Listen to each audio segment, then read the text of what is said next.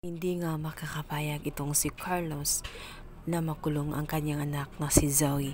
Kaya naman nang marinig niya na humihingi ito ng tulong, ay gagawin niya ang lahat-lahat ng kanyang makakaya nang sa ganon maiwas nga sa kapahamakan ang kanyang anak at maligtas niya ito.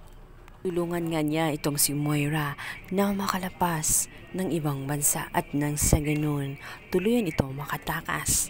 Dahil sa may access siya papuntang Japan ay bibigyan niya ng daan nang sa ganun magtago sa Japan itong si Moira.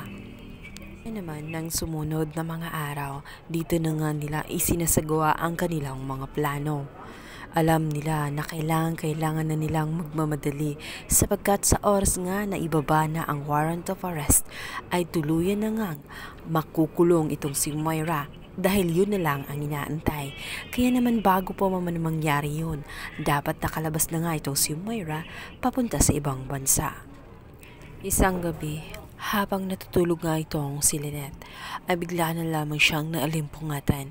Kaya naman nagising siya sa di malamang dahilan. At nang makalingon nga niya sa kanyang gilid itong si Carlos ay wala siya kanyang tabi. Kaya naman naisipan niyang bumaba para kumuha ng tubig.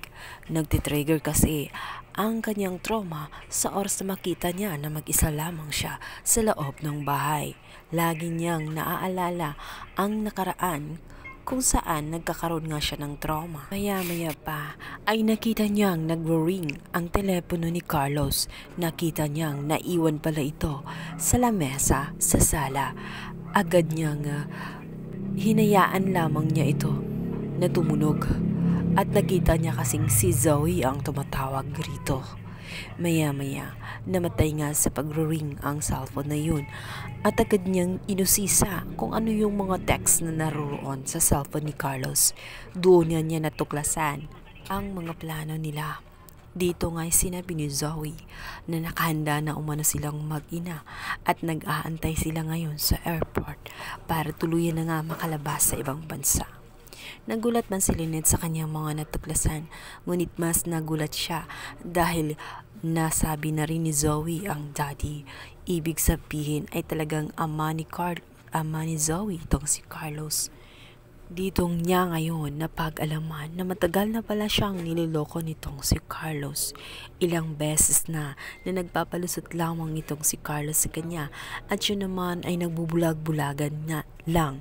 Ngayon ay malinaw na sa kanya kung bakit ganun na lamang niya kung protektahan itong si Zoe.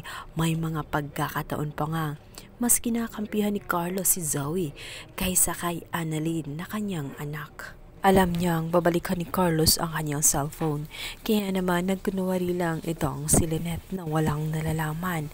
Ngunit meron na siyang namumuong plano. Sa pagkakataong yun, maglalakas loob siya na tawagan ang pamilya ng mga tanyag nang pigilan nga ang plano